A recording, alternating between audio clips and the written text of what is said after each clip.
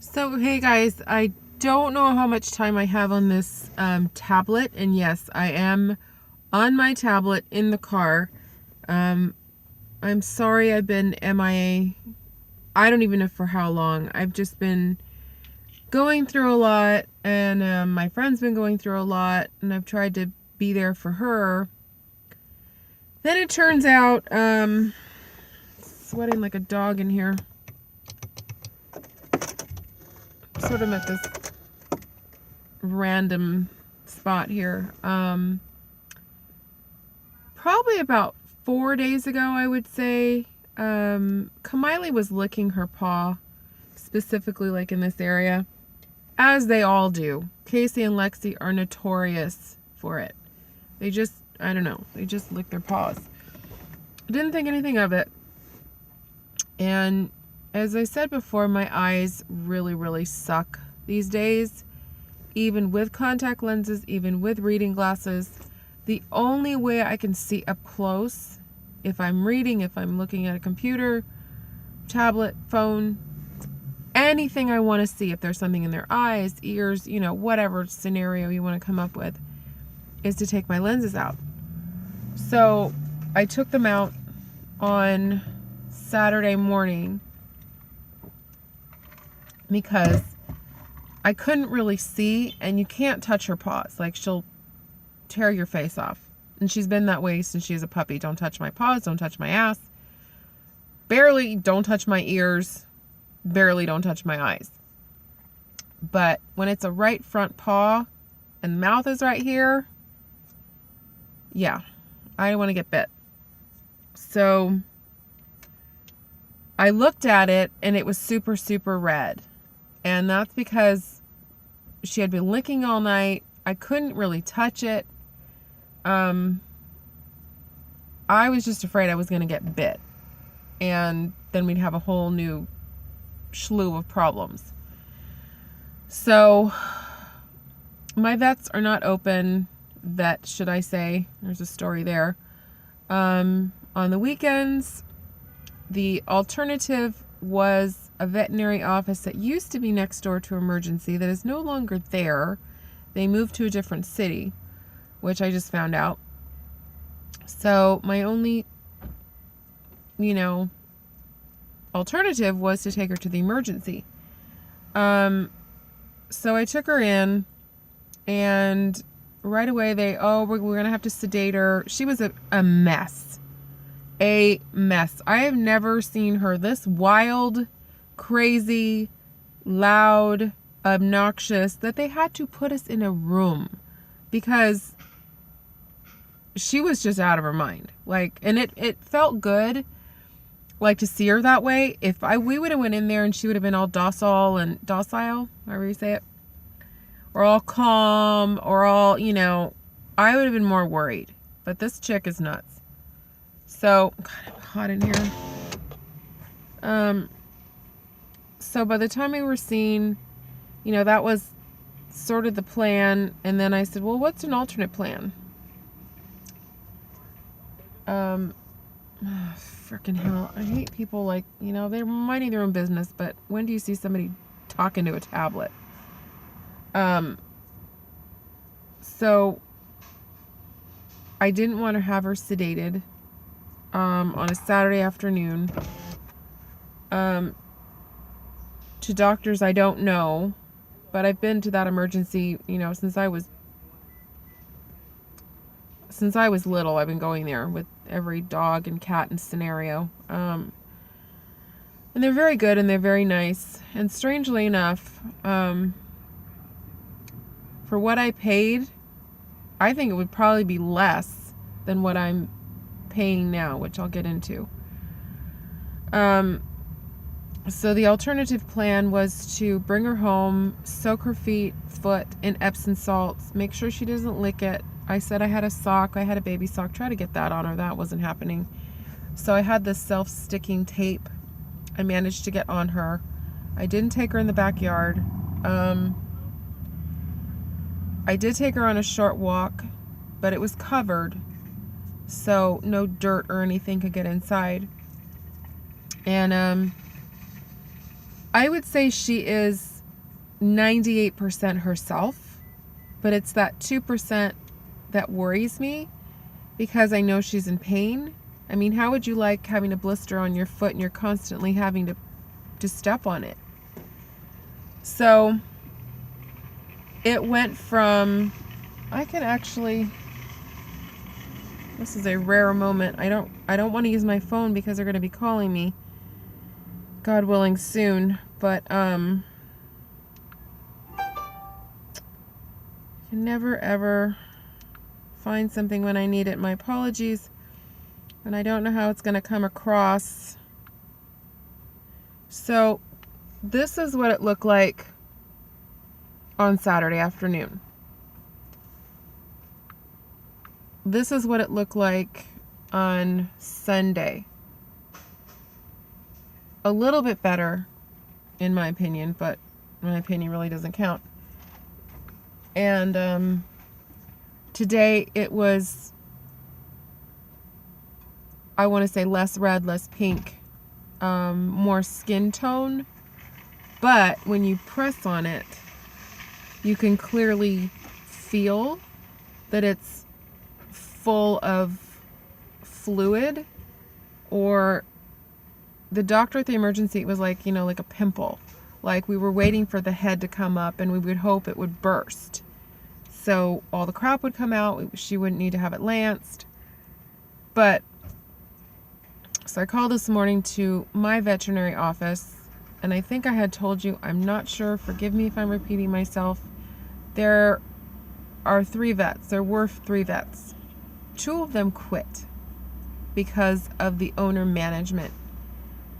That's a story in itself. So 1 was left. Well, I was assuming the 1 worked Monday through Friday. She doesn't. She only works Wednesday, Thursday, Friday. I'm like, seriously? So I'm going to somebody who I don't know, trusting my most precious thing in life to them, to her. And sure enough, she's like, it could be a foxtail, it could be a piece of bark, it could be anything. It could just be anything. Or something could have poked her, and then she licks, and she infects herself. It could be a bunch of scenarios. But you have to understand, I have never been through this with her. I have never in 9 years,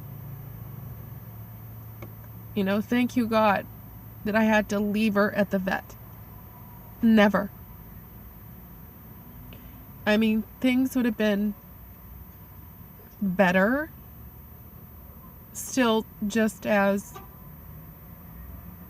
traumatic for me. But if my old vet was there, if the old staff was there, it was family. It was a family business. Now it's just some random office. But I mean, I still have my friend that works there, who I've known for 32 years, who's the assistant, and now she's the receptionist. And, I said, would you please check on Kamiley, as often as you can. Because Kamiley knows her, Auntie Karen, everybody knows Karen. But, so I had to leave her. They wouldn't even let me put her in the cage, which I've done 1,000 times before, when it was, again, run by my old veterinarian. You had access to the back. You had access to anything you wanted. That's how we ran things. Well, these people don't run them this way. And I'm sorry, we don't let you back there. And I'm like, this is hard enough. Now you're just wanting me to hand her over. So that's what I had to do. And hopefully, I'm hoping that between now and 3 o'clock, I'll get a phone call. And the reason I am not at home is because I am 15 minutes from here. And I didn't want to take a chance on traffic or me not being able to be 5 minutes away, driving local, not involving a freeway. Because when I get that phone call that she's ready to come home, I want to go get her. I don't want to have to start locking up the house and jumping into the car and getting on the freeway and praying that there's no traffic and all that crap. So I came over to Lucky, and I haven't been over here in so long, and I've got to tell you guys a story too as well. To get some frozen food just in case, you know, if anybody knows me, I'm not going to leave her. I may have to come over here tomorrow to pick up a prescription, but I can bring her with me. I just can't bring her in the stores anymore. More stores are putting up signs, no pets, no dogs, no animals, no nothing. So where I used to be able to sneak her in and out really quick, I can't do that anymore. So I made sure, you know, there's enough chicken and rice and carrots for them, and the cats are all taken care of, and I have frozen food in case I need it, in case I don't want to cook. I just want to, you know, be a 99% her nurse if she needs it. So we are also dealing with no heat again. My heater conked out, yet I can still hear it. I can hear the wall heater, but when you go to turn the thermostat on, nothing happens. So that happened a couple days ago. So long story short, Friday I met up with my realtor, ex-realtor, ex-neighbor, still a really good friend, to return the heat lamp that she had loaned me as it got too cold. So literally, oh, it never fails, somebody's next to me. Literally, I returned it to her on Friday. Sunday morning, I noticed there was no heat. So what do I do like a loser? I had to text her and ask her for the heater back, which she's like, no problem. You know, do you want me to meet you somewhere? Because I have avoided my old house. I haven't seen it since August. And I want to say early August. And I knew there was changes. I'd seen changes my other neighbor had sent me. But I didn't want to make my friend meet me somewhere else when I just could get the damn thing, see her for a second, and get the hell out of there. But it was very hard. It was very, very hard because more changes had taken place. But the hard part is my room with the shutters was still there as I left it. So it's like all I wanted to do was turn left, and everything in my world would be perfect. But it was just hard. It was really, really hard. But you know, we were there for all of maybe 5 or 10 minutes, but you know, and I thought about it all night long. I just thought about it, what it looked like, and normally I would have gone to my friend's house and made a U-turn and you know, come back home or gone back down the hill, but I thought I'm going to go up the street, I'm going to pass it on my left, and I'm going to just take a look at it. I don't know if that was good or bad, but so that's what I've been doing the last, you know, 4 or 5 days. I just haven't really been in a good emotional place. And my friend that stayed with the girls, stayed with all of them when I went to LA, a month ago today, actually. Feels like forever. Her cat was diagnosed with lymphoma, and he doesn't have much time. So she's working from home, and she's trying to take care of him, and you know, I'm trying to be there for her as best I can, but because we're 45 minutes away, and now Kamiley's had her procedure, and we can't go all down there because he's very sick, and I don't want to upset him. Obviously now I can't. I was thinking maybe of going down there by myself and leaving the girls alone for about 2 to 3 hours. But now I can't do that. Kamiley has to be my number one priority, as she always is. But right now I'm waiting, you know, for a phone call just to go pick her up. And, you know, they had to sedate her. I don't know what that entails. Like, I don't know if it's just to take her down a couple notches, because she's a whack job. And, you know, the doctor was even like, I can't believe this dog is 9. And I'm like, I know, right? Like, she's everybody who I meet, I talk to, I see, they can't believe she's 9. Like, they just can't. And a lot of people think that she's 9 months. And I'm like, no, she's 9 years. This girl's wacky. You know, she's just, God bless her. I love her so much. I just love her so much. So, I'm just gonna sit here, play some games on my tablet.